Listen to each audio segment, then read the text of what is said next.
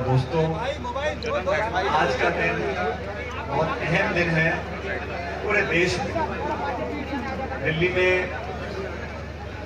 सोनिया गांधी जी ने निर्णय लिया कि 27 जून को समूचे भारतवर्ष में हर विधानसभा क्षेत्र में वहाँ के विधायक, वहाँ के मंत्री जो जिस क्षेत्र का है वहाँ उस इलाके में जाए और एक सत्याग्रह जो हम लोग कर रहे हैं, हमने दिल्ली में भी किया था लेकिन आज पूरे देश में हम लोग कर रहे हैं। इसके बारे में आपको सभी पूर्व वक्ताओं ने बताया। आज न सिर्फ कांग्रेस पार्टी लेकिन देश के तमाम नौजवान, सभी लोग इस बात से बहुत चिंतित हैं कि अचानक एकाएक भारत सरकार ने भारतीय सेना के अंदर थल सेना, वायु सेना, जल सेना, सारी फौज के अंदर जो भर्ती की प्रक्रिया है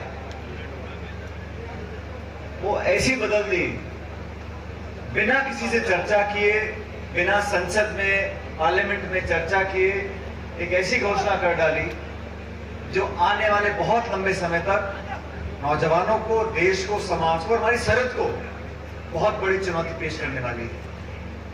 आप सब जानते हैं कि राजस्थान ऐसा राज्य है जहां पर लाखों लाख परिवार ऐसे हैं जो फौज से जुड़े हुए हैं।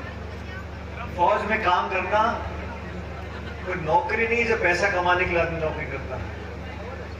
पूरे राजस्थान में कोई तहसील ऐसी नहीं होगी, कोई पंचायत ऐसी नहीं होगी जहां पर अनेकों परिवार ऐसे हैं जो या तो पूर्व सैनिकों के हैं या वर्तमान में अपनी फौज में सेवा दे रहे हैं। और हमारी भारत की फौज, उसका शौर्य, उसका बलिदान, उसकी वीरता, उसकी कहानियां पूरी दुनिया में आज मशहूर हैं कि भारत की सेना, भारत की फौज दुनिया की सबसे सर्वश्रेष्ठ फौज और एक ऐसी सेना है जिसमें हम सबको फख्र और गर्व परिवर्तन किया। साथियों, चिंता में इस बात की है कि फौज में भर्ती अब बंद हो गई और सिर्फ इस अग्निपथ के माध्यम से भर्ती होगी, 4 साल के लिए होगी।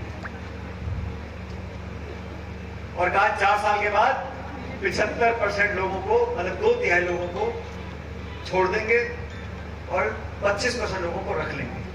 अब कौन निर्णय करेगा भाई, कौन रहेगा, किसी को निकालोगे? और 4 साल बाद निकलने के बाद कह रहे हैं उसको हम अर्धसैनिकों में, पुलिस में, यहाँ नौकरी देंगे, वहां नौकरी देंगे। आज 27 जून 2022 को 1,10,000 पद तो फौज में खाली पड़े हैं। और जो अर्धसैनिक बल है हमारे, CISF, ITBP, CRPF, उसमें हजारों के पहले भर्ती खाली पड़ी है। पहले बैकलॉग तो भर नहीं पाए और अब कह रहे हैं कि आपको 10% आरक्षण दे देंगे। सब चीज के साथ हम समझौता कर सकते हैं, कुछ हमारे सोच में फर्क हो सकता है, विचारधारा में फर्क हो सकता है, लेकिन भारत की फौज, हमारे सैनिक, उनका भविष्य, उनके परिवार, उनके बच्चों के लिए, अपनी सीमाओं को सुरक्षित रखने के लिए जो सब कुछ न्यौछावर करने को तैयार है, उन लोगों के साथ अगर हम न्याय नहीं करेंगे तो नौजवानों के भविष्य के जो सपने उन्होंने जगह, हर गांव में मैं देखता हूं सुबह सुबह 4-5 बजे उठ के निक्कर पहन के, टी-शर्ट पहन के बच्चे दौड़ते हैं। दौड़ते गांव में दौड़ते तैयारी करते हैं, कोई डेड बैठक लगा रहा है, कोई दौड़ रहा है और कोई 6-6 महीने, साल ज्यादा तैयारी करते हैं। उनके सब अरमान में पानी फेर दिया। और मुझे चिंता इस बात की है कि जो सरकार बनती है लोगों के वोट से बनती है। पहले इस देश में किसान के खिलाफ कानून बनाए, 3 कृषि, आपको सबको मालूम है 3 कृषि कानून बनाए थे। 1 साल तक किसान सड़कों पे बैठे रहे, 700 किसान आत्महत्या कर ली उन्होंने। और यही हमारे बीजेपी के साथी जो मंत्री विधायक हैं गांव-गांव घूम रहे थे कि इन 3 कानून से बढ़िया कुछ हो नहीं सकता, मंडियां चलती रहेंगी, अच्छा कानून बनाए। 1 साल के बाद जब दबाव बना तो हाथ जोड़ के कहा हम इनको वापस ले रहे हैं। लगभग 15 लाख लोग आर्मी में काम करते हैं। आर्मी में काम करने का मतलब जो जवान फौज में भर्ती होता है वो वर्दी पहनता है। वर्दी पहनने के बाद उसे फौज पे जहां निर्देश मिलता है, जिस सीमा पर जाना होगा वो सीमा पर जाता है, खुशी खुशी जाता है, संतुष्ट होकर जाता है और बिना किसी परवाह करे वो जंग लड़ने के तैयार रहता है।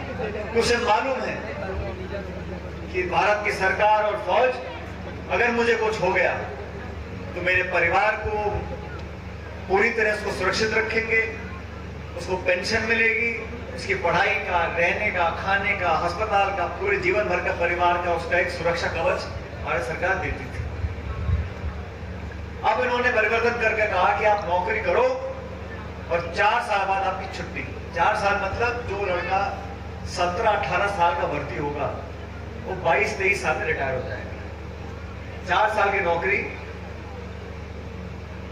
अब जिस व्यक्ति को फौज में जाकर ट्रेनिंग करनी है, 6 महीने की ट्रेनिंग कह रहे हैं, और आर्मी में तो अलग अलग क्षेत्र हैं, उसमें आर्टिलरी भी है, आर्मर्ड भी है, इंजीनियरिंग भी है, उसकी और ट्रेनिंग करनी पड़ती है।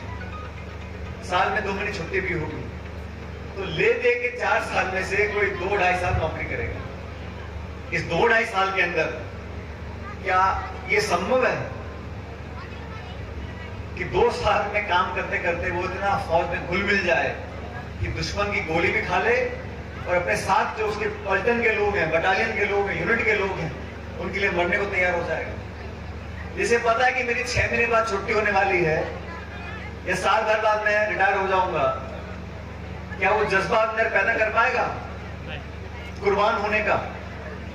और भारत की फौज का जो एक पहचान है वो नाम, नमक और निशान है। भारत का फौजी तो किसी दल का है क्या? भारत का सैनिक किसी पार्टी का नहीं है, किसी सरकार का नहीं है, वो इस मिट्टी के लिए है। इस 125 करोड़ लोग जो यहाँ रहते हैं, हर जाति बिरादरी के हमारे नौजवान, बुजुर्ग, बच्चे, बहन सब आराम से सोते हैं क्योंकि हमारा फौजी हमारे खड़ा हुआ है। ये अग्निपथ लाने के बाद 10 बार तो नियम बदल चुके हैं, तो ये सिद्ध हो चुका है कि इस योजना का इन्होंने जल्दबाजी में इसको थोपने की कोशिश की है। नौजवान इससे नाखुश हैं। हम सब चाहते हैं इस पूरी योजना को तुरंत प्रभाव से रोका जाना चाहिए, और इसीलिए हम सब आपके बीच यहाँ इकट्ठे। आप लोग बहुत लंबे समय से बैठे हो इस गर्मी में, लेकिन ये दिखलाता है कि मुद्दा गांव से जुड़ा हुआ है, लोगों के अस्मिता से जुड़ा हुआ है। हम सब चाहेंगे कि इसका तुरंत हम वापस लेने के लिए सरकार से आग्रह करें।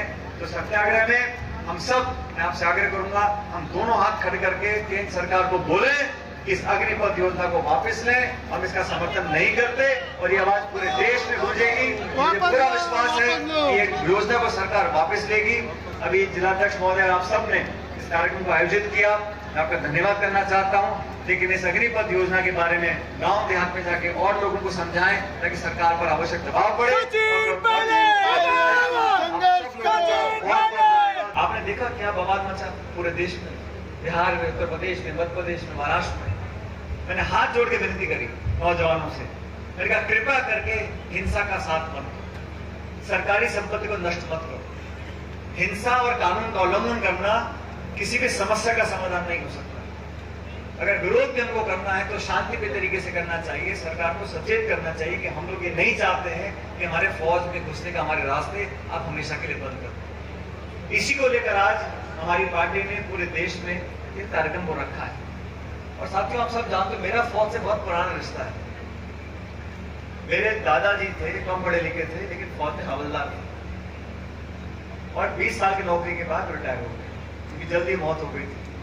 मेरे स्वर्गीय पिता फौज में एयरफोर्स फाइटर पायलट थे और मुझे जब मौका मिला, मैं दिल्ली में मंत्री था, तो मैंने भी जो टेरिटोरियल आर्मी है उसमें मैंने SSB की परीक्षा पास कर मेडिकल और सब पास करने के बाद मैं भर्ती हुआ 2012 में। अब 10 साल हो गए। मेरी यूनिट 124 सिख, उस यूनिट में एक लगाव पैदा होता है, एक अपनापन पैदा होता है। और जो लोग जानते हैं कि ग्रामीण परिवेश में जो लोग रहते हैं, फौज में जाता कौन है बताओ मुझे? कोई बहुत बड़े उद्योगपति के बच्चे जाते हैं या किसी नेता के बच्चे जाते हैं ज्यादा। हमारे किसान भाइयों के बच्चे जाते हैं, किसानों के बच्चे, गांव में रहने वाले लोगों के लड़के अगर फौज में भर्ती होना चाहते हैं तो वो अपने देश के लिए, अपनी मातृभूमि के लिए कुछ करना चाहते हैं, जज्बा है उनके अंदर। हम उनको वंचित कैसे रख सकते हैं? वो कह रहे हैं पेंशन का बिल बहुत बढ़ गया। भारत में जो फौजी रिटायर होते हैं उसका पेंशन का बिल बहुत बढ़ गया कि भाई पहले लोगों की आयु कम होती थी, हम लोग लंबा जीते हैं तो पेंशन ज्यादा देनी पड़ती है। मैं तो सरकार से कहना चाहता हूं, अगर आपके पास पेंशन के पैसे नहीं हैं तो आप हमें बताओ, हम देश में जाके इकट्ठा कर लेंगे, हमें कोई दिक्कत नहीं। हम एक वक्त की रोटी पेंशन मैं स्वीकार करता हूं, आपको जो भी रिफॉर्म करना है, बदलाव करना है, आधुनिकीकरण करना है, फौज को बेहतर बनाना है, जो भी करना है, हम उसके समर्थन में हैं। लेकिन आप नौकरियां बंद कर दो, देश में जो हालात हैं वैसी नौकरियां नहीं, और फौज की नौकरी तो एक ऐसी नौकरी है जिसका हर घर, हर परिवार में लोगों का लगाव है, जुड़ाव है और आत्मा से जुड़ना चाहते हैं, उसको आप मना करना चाहते हैं। तो सरकार की मंशा मुझे मालूम नहीं है क्या है। कई बार सरकार में जब राज करते हैं तो घमंड आ जाता है सत्ता का, और लगता है हम जो कर रहे हैं ठीक कर रहे हैं, जनता से सम्मान टूट जाता है। इसलिए आज का जो कार्यक्रम रखा है हम लोगों ने, सिर्फ आप लोगों तक संदेश पहुंचाने के लिए कि जो अग्निपथ योजना है, ये बिना सोचे समझे, बिना किसी से पूछे, बिना संसद में सलाह करे, ना नौजवानों से, ना फौजियों से इसको घोषणा कर दी, और अब इसको जबरदस्ती लागू कर रहे हैं। पूरे देश में आक्रोश है और नौजवान अपने आप को वंचित महसूस करता है। इसलिए हमारा दायित्व है, हम जनप्रतिनिधि हैं, राजनीतिक कार्यकर्ता हैं, हम जनता से जुड़ाव रखते हैं, और मैं समझता हूं भावना अधिकांश लोगों की यह है कि इस अग्निपथ योजना को बंद कर देना चाहिए, तुरंत प्रभाव से रोक देना चाहिए। जो पहले सिस्टम फौज का था कि 20 साल की, 17 साल की नौकरी करो, उसको पेंशन मिले, मेडिकल बेनिफिट मिले, ये एक माहौल बनता था। और मुझे लगता है कि सरकार ने बहुत बड़ी गलती करी है, इसका वापस लेना पड़ेगा, और जनता का जब दबाव बनेगा, जैसे इन्होंने किसान के तीनों कानून वापस लिए थे, कृषि कानून, ये वापस लेना पड़ेगा। अरे भाई, नारा है जय जवान जय किसान, पहले तो आपने किसान के साथ स्थिति करी, अब जवानों को भी आप चाहते हो कि फौज में आप उसकी एंट्री बंद कर दो। तो ये जो योजना है, ये देश हित में नहीं, हमारे फौज के हित में नहीं है, मैं ऐसा मानता हूं। और इसमें व्यापक चर्चा हो, संसद किस लिए बना है, लेकिन ये सरकार का जो काम करने का तरीका है, तो चर्चा का मतलब ही नहीं है। मन में आया है तो ठोक दिया, बना दिया कानून, बस अब आप भुगत करो जो भुगतना है। जब नोटबंदी करी थी, आप सबको याद होगा, नोट